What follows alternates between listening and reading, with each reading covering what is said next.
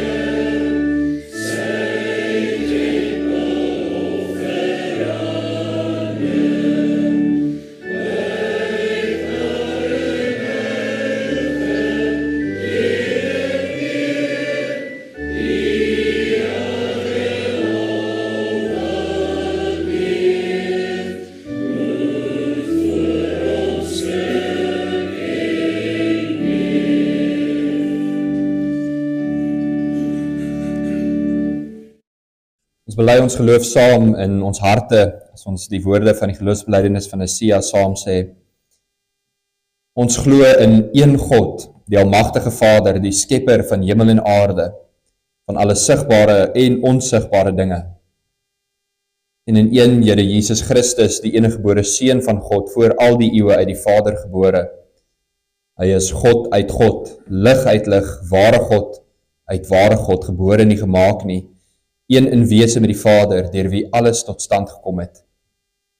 Hy het terwille van ons, mense, en ons saligheid uit die hemel neergedaal, en deur die Heilige Gees uit die Maagd Maria vlees geword. Hy het mens geword. Onder Pontius Pilatus is hy vir ons gekruisig. Hy het gelei en is begrawe. Op die 3de dag het hy volgens die skrifte opgestaan en het na die hemel opgevaar en hy sit aan die regterhand van die Vader en hy sal met heerlikheid terugkom om die lewendes en die dooies te oordeel. Sy koningskap sal daar geen einde wees nie. Ons glo in die Heilige Gees wat Here is en lewend maak. Hy gaan van die Vader en die Seun uit en hy word saam met die Vader en die Seun aanbid en verheerlik. Hy het deur die profete gespreek. Ons glo aan een heilige, algemene en apostoliese kerk. Ons bely een doop tot vergifnis van die sondes. Ons verwag die opstanding van die dooies en die lewe van die toekomstige bedeling. Amen. Ons kan gaan sit en dan gaan ons saam luister na die wet van die Here. In ons prediking gaan ons vanmôre kyk na Johannes hoofstuk 4. Daar ontmoet die Here Jesus 'n Samaritaanse vrou by 'n put. Samaritane het glo dat, of hulle het gedeeltelik geglo in die Bybel, hoofsaaklik die eerste 5 boeke van die Bybel, wat ons ook ken as die Pentateeg. En in hulle samestelling van die Bybel het Exodus hoofstuk 20, waar hy die wet is, en Deuteronomium 18 vers 18, waar die Here sê dat hy iemand sal stuur, 'n profeet soos Moses, en die volk sal stuur. Hierdie twee dele het net na mekaar gestaan, dat die profeet wat sou kom, die een is wat ons die wil van God bekend sal maak, maar ook die wil van God sal uitlewe. En later in die prediking gaan ons weer daarna kyk. Môre lees ons dan saam Exodus hoofstuk 20. Toe het God al die gebooie aangekondig. Ek is die Here jou God, wat jou uit Egipte, uit die plek van slawerny bevry het. Jy mag naas my geen ander gode hê nie. Jy mag nie vir jou 'n beeld of enige afbeelding maak, van wat in die hemel daarbo of op die aarde hieronder, van die water onder die aarde is nie. Jy mag hulle nie vereer of dien nie, want ek, die Here jou God, is onverdeelde trou aan my. Ek reken kinders die sondes van hulle vaders toe, selfs tot in die 3de en 4de geslag van die wat my haat. Maar ek betoon my liefde tot aan die 1000ste geslag van die wat my liefhet en my gebooie gehoorsaam. Jy mag die naam van die Here jou God nie misbruik nie, want die Here sal die een wat sy naam misbruik nie ongestraf laat bly nie. Sorg dat jy die Sabbatdag heilig hou. 6 dae moet jy werk en alles doen wat jy moet, maar die 7de dag is die Sabbat van die Here jou God. Dan mag jy geen werk doen nie. Nie jy of jou seun of jou dogter, of die man of vrou wat vir jou werk, of enige dier van jou, of die vreemdeling by jou nie. Die Here het in 6 dae die hemel en alles daarin gemaak, die aarde en alles daarop, die see en alles daarin. Op die 7de dag het hy gerus. Daarom het die Here dit as gereelde rusdag geheilig. Eer jou vader en jou moeder, dan sal jy lank bly woon in die land wat die Here jou God vir jou gee. Jy mag nie moord pleeg nie. Jy mag nie egbreek pleeg nie. Jy mag nie steel nie. Jy mag nie vals getuienis teen 'n ander gee nie. Jy mag niemand anders se huis begeer nie. Jy mag nie sy vrou begeer nie. Ook nie 'n slaaf of slavin, bees of 'n donkie, of enigiets anders wat aan hom behoort nie. Terwyl ons so sit, kom ons sing saam Psalm 139. Gedagte dat die Here ons deurgrond en ken, dat daar niks bedek is vir sy oë nie. Ook so met ons oë op die prediking vanmôre. Psalm 139, terwyl ons so bly sit, sing saam vers 1, vers 2 en vers 12.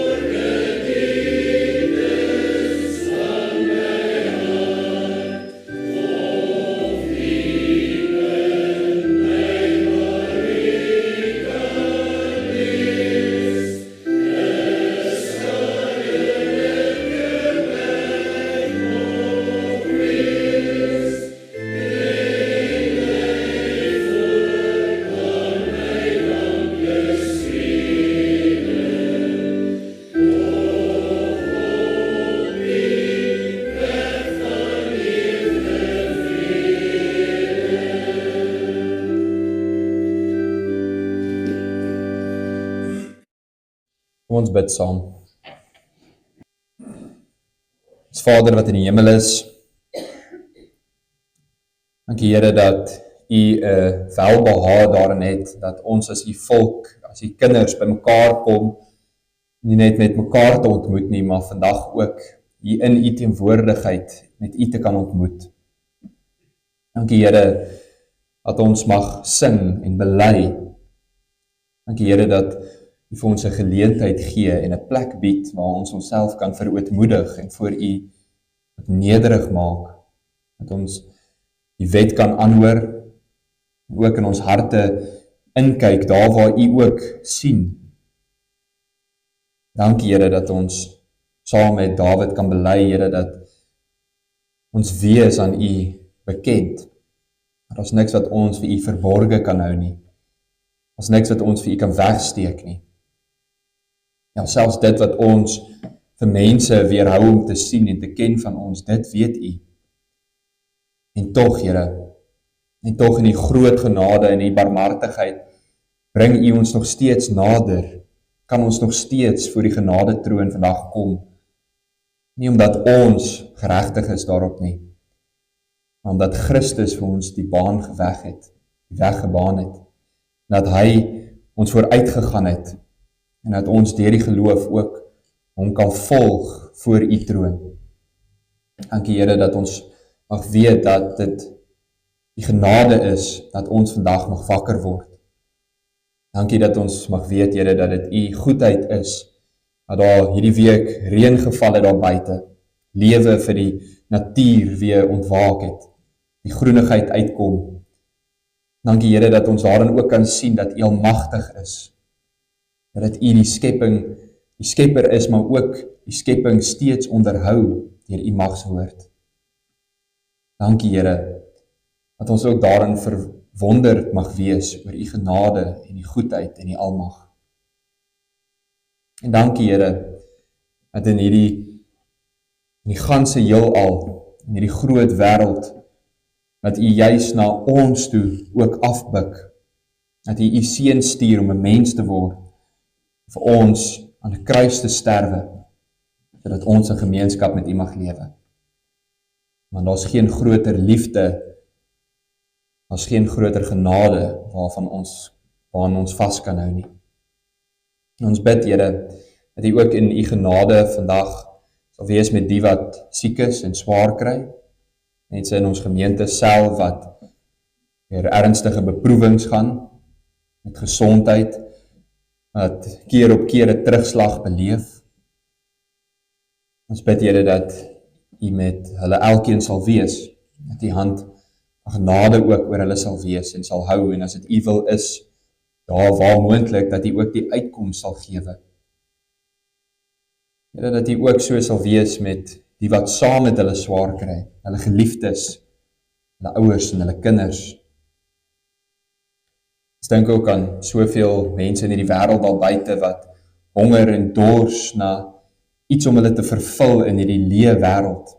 'n Wêreld wat ons niks kan bied nie. Here, dat ons ook as U getuies, as gestuurdes, sal uitgaan in hierdie wêreld en getuig van U genade. En dat daar ook werk is om gedoen te word. Dat ons moet arbei. Ons bid, Here, seën ook so ons samekoms en ons erediens vandag, mag dit wat ons hier doen vir U welgevalle wees. Mag U ook met ons praat, die ons elkeen ook in die hart sal gryp, en sal lei in dit wat ons moet doen en in wat U wil hê, ons vir U koninkryk ook moet doen. Praat tog vanmôre met ons, Here, en gee ons gewillige harte om ook te luister en te doen. Ons bid dit alles in die naam van ons Here Jesus Christus. Amen. Liefdes, voordat ons uit die woord van die Here lees, kom ons sing eers weer saam van skrifberuiming 14:1. Ons sing saam al 3 verse, beruiming van Romeine 13. Die gedagte om vas te staan en te werk. Ek lees vir ons die 3de laaste reël van vers 1. Vol ywer en altyd meer oorvloedig, die reël daarvoor sê, wees standvastig, onbeweeglik sterk, vol ywer en altyd meer oorvloedig. Dan sal jou arbeid in die Heer tot seën wees, sy naam ter eer. Ons staan, dan sing ons saam Skrifbereiding 14:1, vers 1, 2 en vers 3.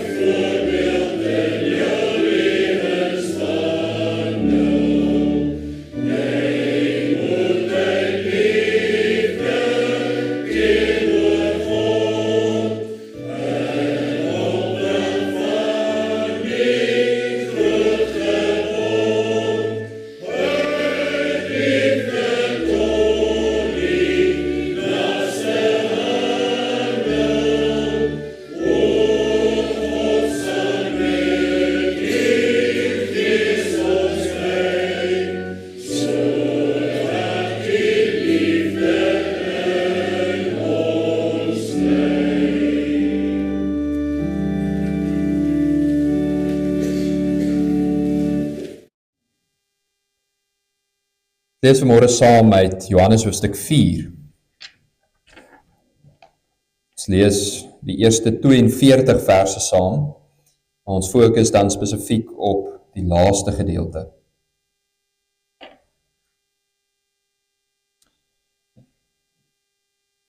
Johannes hoofstuk 4. Die Fariseërs het gehoor dat Jesus meer disippels maak en doop as Johannes. Eintlik was dit nie Jesus wat gedoop het nie, maar sy disippels. Toe Jesus dit verneem, het hy Judea verlaat en weer na Galilea toe gegaan. Hy moes deur Samaria gaan. Hy kom toe by 'n dorp in Samaria met die naam Sigar, naby die stuk grond wat Jakob aan sy seun Josef gegee het. Fontein van Jakob was daar. En Jesus het toe, omdat hy moeg was van die reis, sommer by die fontein gaan sit. Dit was omtrent 12 uur die middag. Maar kom toe 'n Samaritaanse vrou water haal. En Jesus vra vir haar, gee my 'n bietjie water om te drink. Sy disippels was intussen weg dorp toe, om te gaan kos koop. Die Samaritaanse vrou sê toe vir hom, hoe vra jy, wat 'n Jood is, vir my 'n Samaritaanse vrou water om te drink? Die Jode en die Samaritane gaan immers nie met mekaar om nie. Jesus het daar geantwoord, as jy geweet het wat God gee, en wie dit is wat vir jou sê, gee my 'n bietjie water om te drink, sou jy hom gevra het, en hy sou vir jou lewende water gegee het. Die vrou sê toe vir hom, meneer, jy het nie eens 'n skepding nie, en die put is diep, waar gaan jy die lewende water vandaan kry? Jy is tog nie meer in staat as ons voorvader Jakob, wat hierdie put vir ons gegee het, en self saam met sy seuns en sy diere daaruit gedrink het nie. Maar Jesus antwoord haar, elkeen wat van hierdie water drink sal weer dors kry, maar wie van die water drink wat ek hom sal gee, sal in alle ewigheid nooit dors kry nie. Nee, water wat ek hom sal gee, sal in hom 'n fontein wees, met water wat opborrel en vir hom die ewige lewe gee.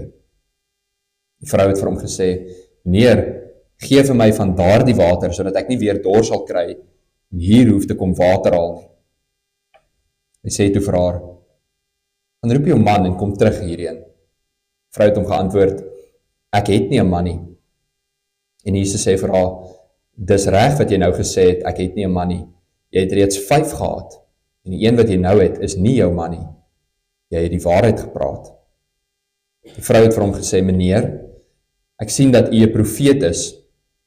Ons voorouers het God op hierdie berg aanbid, en tog sê julle die plek waar 'n mens God moet aanbid, is in Jerusalem. Jesus sê toe vir haar, glo my mevrou, daar kom 'n tyd wanneer julle die Vader op hierdie berg, waar julle die Vader nie op hierdie berg, en ook nie in Jerusalem sal aanbid nie. Julle aanbid sonder om te weet wat julle aanbid. Ons weet wat ons aanbid, want die verlossing kom uit die Jode. Maar daar kom 'n tyd, en dit is nou, wanneer die ware aanbidders die Vader deur die Gees en in waarheid sal aanbid. En die Vader wil juis hê dat die mense wat hom aanbid, dit so moet doen. God is Gees. Die wat hom aanbid, moet hom deur die Gees en in waarheid aanbid. Die vrou het vir hom gesê, ek weet dat die Messias kom, hy wat ook die Christus genoem word. Wanneer hy kom, sal hy alles aan ons bekend maak. Toe sê Jesus vir haar, dit is ek wat met jou praat. Net toe het sy disippels teruggekom en hulle was verbaas dat hy met 'n vrou praat. Tog het niemand vir haar gevra, wat wil jy hê? Of vir hom, waarom praat jy met haar nie? Die vrou het toe haar waterkruik net daar laat staan, na die dorp toe gegaan en vir die mense gesê, kom kyk, hier is 'n man wat my alles vertel het wat ek gedoen het. Is hy nie miskien die Christus nie? Die mense het toe uit die dorp uit na Jesus toe begin kom. Intussen het sy disippels by hom aangedring, Rabbi, eet tog 'n stukkie. Maar hy sê vir hulle, ek het voedsel om te eet waarvan julle nie weet nie. Die disippels sê toe van mekaar, sou iemand dalk vir hom iets te ete gebring het? Maar Jesus het vir hulle gesê, my voedsel is om die wil te doen van hom wat my gestuur het, en om sy werk te voltooi. Sê julle nie, nog 4 maande, dan is die oes daar nie. Maar ek sê vir julle, kyk daar, kyk na die lande, hulle is ryp vir die oes. Nou al ontvang die man wat oes sy loon, en samel hy die oes in vir die ewige lewe. So is die een wat saai, en die een wat oes, saam bly. Hier is die gesegde waar, die een saai en die ander een maai. Ek het julle gestuur om 'n oes in te samel, waarin julle nie gearbeid het nie. Ander het gearbeid en julle pluk die vrug van hulle arbeid. Baie van die Samaritane in daardie dorp het tot geloof in Jesus gekom op grond van die woorde van die vrou wat getuig het. Hy het my alles vertel wat ek gedoen het. Toe die Samaritane by hom kom, het hulle by hom daarop aangedring om by hulle te bly. Hy het 2 dae daar gebly. Nog baie meer van hulle het toe tot geloof in hom gekom op grond van wat hy gesê het. En hulle het vir die vrou gesê, ons glo nie meer op grond van wat jy vertel het nie, want ons het self na hom geluister en ons weet dat hy waarlik die verlosser van die wêreld is. Ons fokusverse dan vers 34, 35 en 38. Maar Jesus het vir hulle gesê, my voedsel is om die wil te doen van hom wat my gestuur het, om sy werk te voltooi. Sê julle nie, nog 4 maande, dan is die oes daar nie. Maar ek sê vir julle, kyk daar, Kyk na die lande, hulle is ryp vir die oes.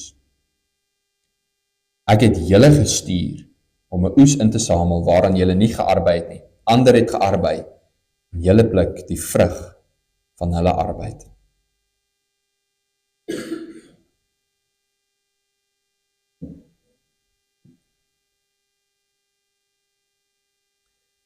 Liefdes in ons Here, het gebeur so maklik in ons lewe dat ons soms die punt heeltemal mis. Waar 'n misverstand is tussen iets wat iemand dalk vir jou gesê het, wat jy verstaan het. Dit is ook baie keer so dat ons op grond van ons misverstand uitgaan en anders optree as wat ons veronderstel is om op te tree. Of dat ons dalk nie op hierdie oomblik verstaan nie. En dus is ons dade nie op die regte plek. En ons sien dit veral in Johannes se evangelie. Hy skryf baie dinge wat die ander evangelies nie oorskryf nie. Byvoorbeeld, hy teken vir ons in besonder baie gesprekke op, persoonlike gesprekke wat die Here Jesus met mense gehad het. Dink maar aan die roeping van die disippels. Matteus, Markus en Lukas lees ons dit is bondig en oorsigtelik. Jesus kom by Petrus en by Andreas en hy sê kom saam met my. Ja, los hulle alles en volg vir die Here. Dieselfde gebeur met Jakobus en Johannes.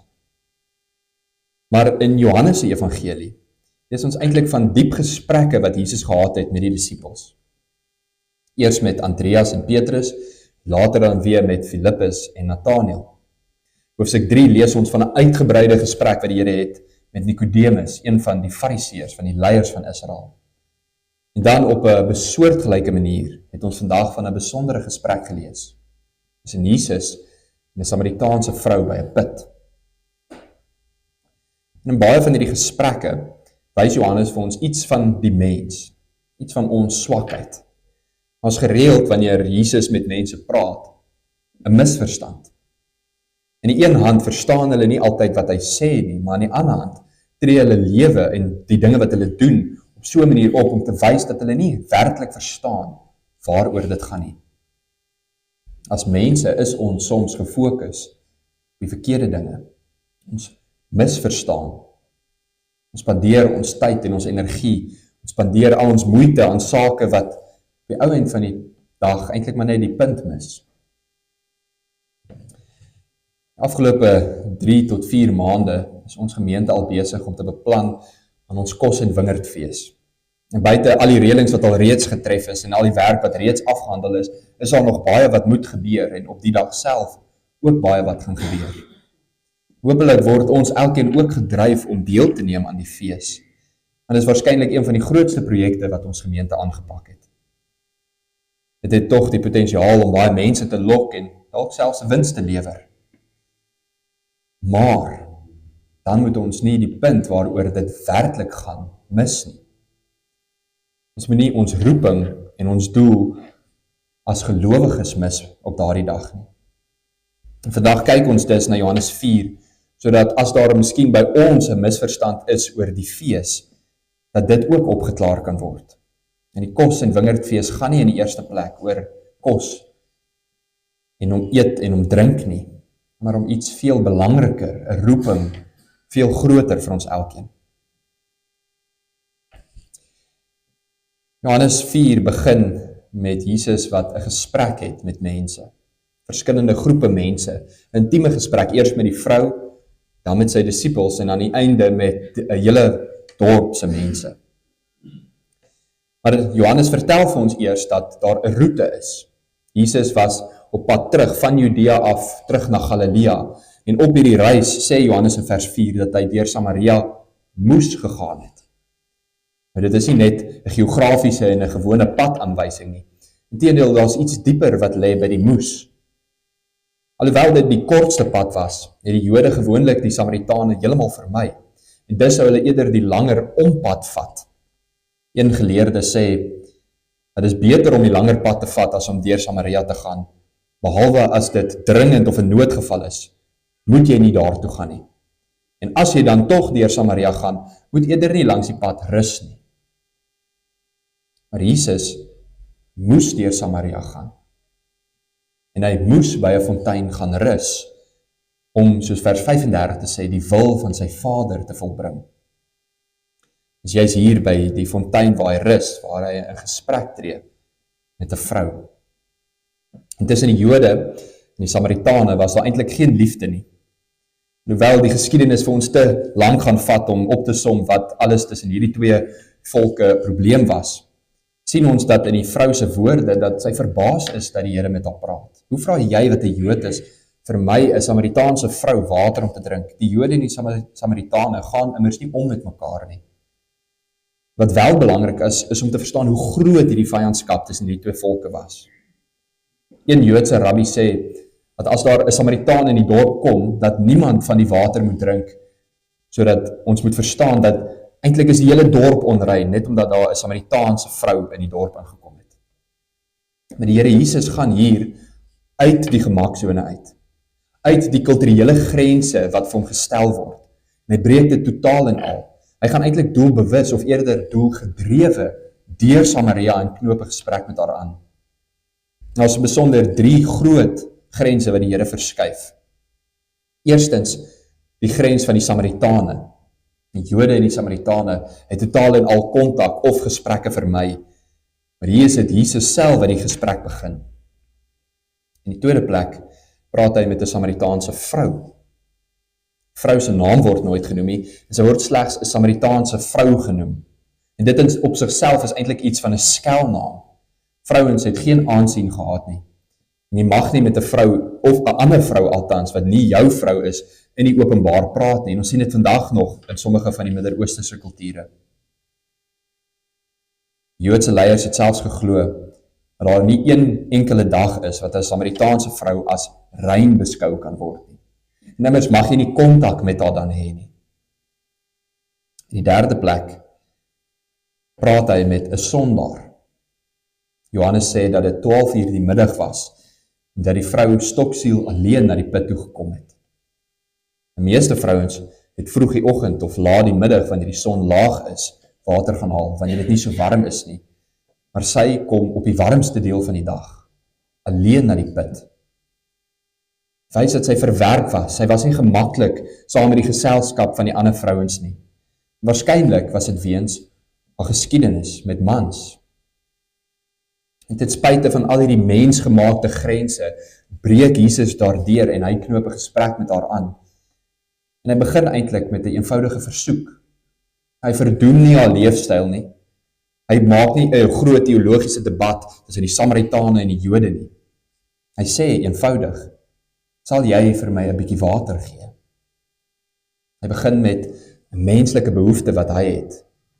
Maar dan gebruik hy dit eintlik om haar diepste behoefte aan te spreek. Dit is nie sy fisiese dorsheid nie, maar die vrou se geestelike dorsheid wat eintlik hier ter sprake is. Sy lewe met 'n stikkende geskiedenis, vol teleurstelling en sonde. En soos Jeremia 2 sê, het sy vir haar bakke uitgekap, wat sy kap vir haar bak uit, maar dit hou nie water nie, al die water vloei eintlik daar uit.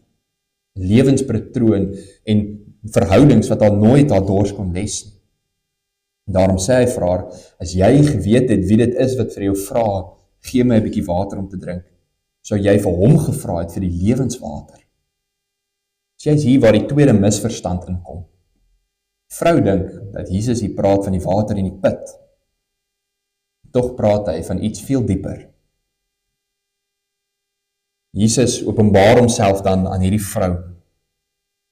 Verstote, 'n sondige, 'n naamlose Samaritaanse vrou. Die Here gee vir haar die lewende water. En haar reaksie daarop?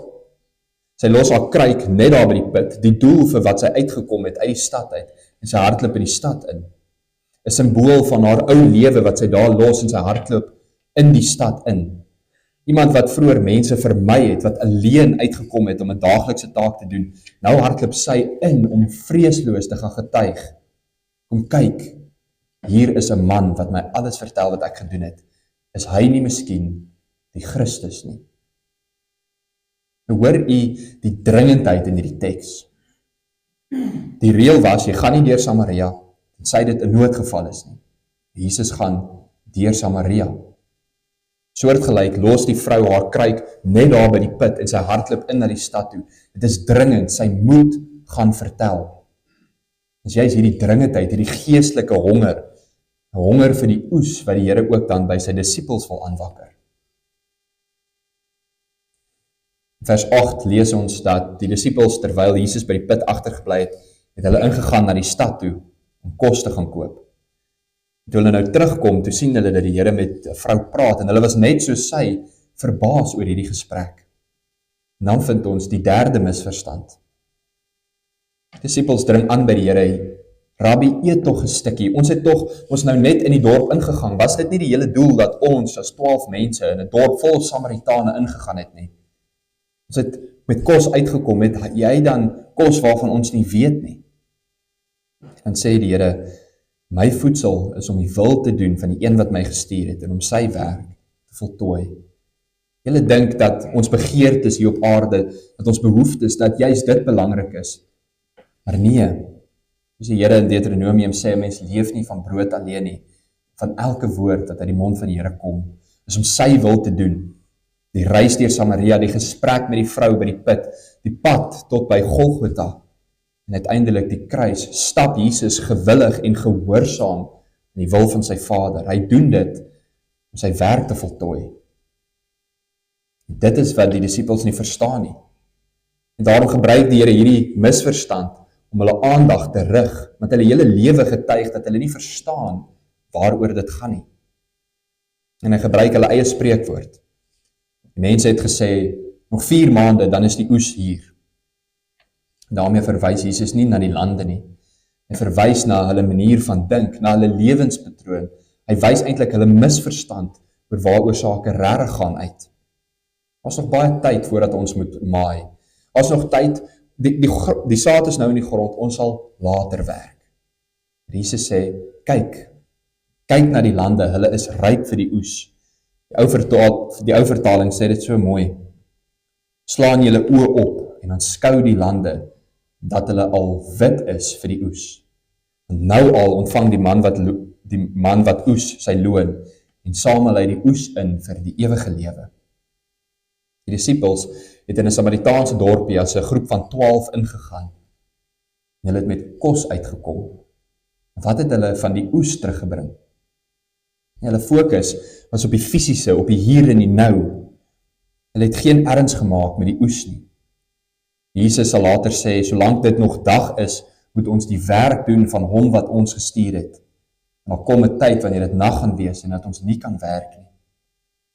Vir die disippels was daar 'n geleentheid om in die dorp in te gaan en om mense uit te bring na Christus toe. Maar hulle fokus was op die verkeerde plek. En soos die Vader sy seun na die wêreld toe stuur die Here Jesus hulle dan in vers 38 uit. Gaan uit om die oes in te samel. Maar hulle fokus moet reg wees. Die disippels verstaan nie hoekom die Here met hierdie vrou praat nie. Die disippels verstaan nie hoekom die Here nie nou wil eet nie. Hulle fokus is op die verkeerde dinge. Hulle het geen dringendheid vir die evangelie nie, geen erns om te gaan verkondig dat Christus die verlosser van die wêreld is nie. Nou, 'n groep van 12 mense gaan in Sigar in en hulle kom uit met kos en niks van die oes. Maar Jesus openbaar homself aan een verstote Samaritaanse vrou. En ons lees in vers 39, baie Samaritane van daardie dorp het tot geloof in Christus gekom, op grond van die woorde wat die vrou getuig het. Hy is die verlosser van die wêreld, sê 'n groep mense op die getuienis van een vrou. Geliefdes, waar lê ons fokus met volgende week Saterdag se fees? Waarop bou alles? Waarheen gaan ons wanneer ons daardie dag na die fees toe gaan? Gaan dit oor die eet en die drink? Gaan dit oor die wins wat ons kan maak?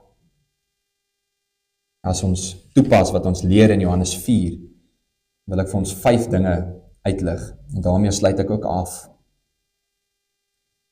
Ons lewe in 'n wêreld wat op soek is na lafenis, wat honger en dors na dinge, wat op soek is vir bevrediging van hulle behoeftes. Hierdie bevrediging vind ons niks en nêrens buiten in die Here Jesus Christus nie. En as ons die verlosser waarlik ken, as ons waarlik die bevrediging van ons behoefte, ons diepste behoefte het, sal ons dan nie ook met 'n dringendheid uitgaan om te getuig oor hom nie? Tweedens, die Here maak dit vir ons duidelik, dat ons nooit die verskoning mag gebruik, dat ons sonde die rede is, hoekom ons nie getuig oor die Here nie. Die Here vra nie volmaakte getuies nie. Hy gebruik selfs 'n sedelose vrou om te gaan getuig oor hom. Ons getuig nie oor homself nie. En ons getuienis is, kyk, daar is 'n man. In die derde plek, ons gaan baie van hierdie mense teekom wat honger en dors na die dieper dinge, na bevrediging, na vervulling, na betekenis in die lewe. En mag ons hierdie dag dan gebruik om uit te gaan in die lande van die Here en om die oes in te samel. Mag ons onbevrees gaan getuig dat Jesus die verlosser van die wêreld is. Die vierde plek, as gelowiges is ons immers gestuurdes deur die Here. Matteus 9 sê die Here Jesus, die oes is groot, maar die arbeiders min. En mag ons dan hierdie dag gebruik, juis vir die oes. En dan, ten slotte in die vyfde plek, vers 37 en 38, gee die Here vir ons ten diepste 'n bemoediging. Hier is die gesegde waar, die een saai en die ander maai, en ek het julle gestuur om 'n oes in te samel waarin julle nie gearbei het nie. Ander het gearbei en julle blik die vrug van hulle arbeid. Die woord wat herhaaldelik gebruik word, is arbei. Ons kan nie gaan en sê ons het nie 'n taak nie. Ons moet gaan arbei in die lande van die Here. En daarmee saam ook die troos. Soms kan ons dink, wat gaan 'n gesprek nou enigstens baat? Wat gaan een saadjie wat ons tog plant, wat gaan dit tog doen? En dis vir die Here sê, die een saai, en dalk sien jy nooit die vrug van die saad wat jy saai nie. Moenie moed verloor nie, wees getrou en verkondig. Daarmee saam, dalk is ons in 'n tyd waar daar gemaai en geoes word. Dalk is daar 'n tyd wat ons leef, wat ons sien hoe baie mense tot geloof kom deur die werk wat die Here deur ons doen. Dan moet ons nederig wees en dankbaar dat die Here vir ons 'n groot oes inbring. En want so is die een wat saai en die een wat oes saam bly, sê die Here. Liefdes, die verlosser van die wêreld stuur ons in die saailand in om 'n oes in te gaan samel. Die vraag wat ons dan moet vra, is waar is ons fokus in hierdie week? Amen. Kom ons bid saam. Ons Vader wat in die hemel is, Here, ons dankie dat U aan ons die wonderlike voorreg gee om te weet dat elkeen wat in U glo, dat strome lewende water uit hulle binneste sal vloei. En dat U vir hulle in hulle harte, in ons harte, 'n fontein wat ontstaan, wat opborrel tot die ewige lewe. Here, dat ons oor hierdie ewige lewe, oor hierdie water wat ware vervulling gee, nie kan stil bly nie.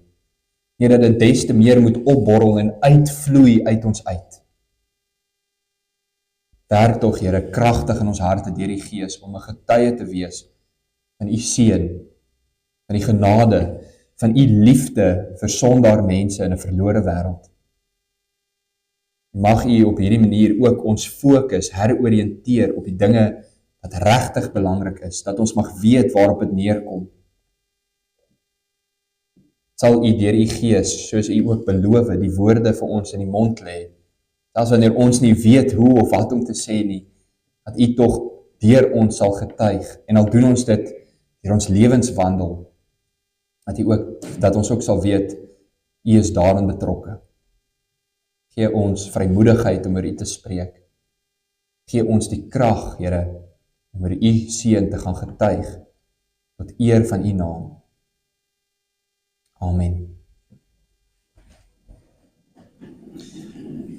Ons gee nou geleentheid vir die opname van die kollekte, en daarna sing ons saam van lied 453.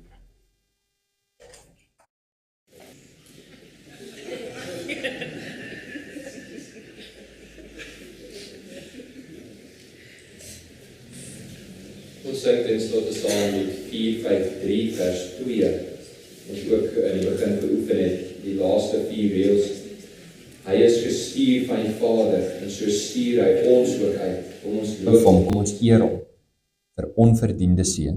Kom ons staan, dan sing ons lied 453, en dan daarna die seën van die Here.